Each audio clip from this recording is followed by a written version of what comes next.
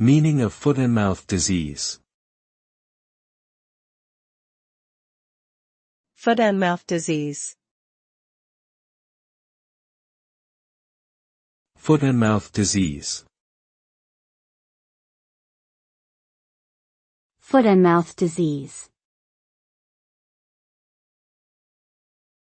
Foot and mouth disease.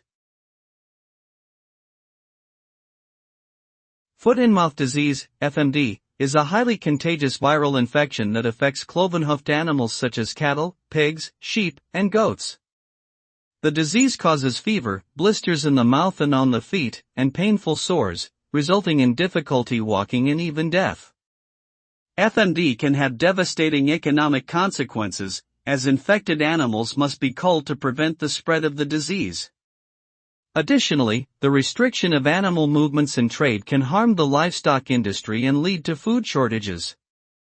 Vaccines and strict biosecurity measures are used to control FMD outbreaks.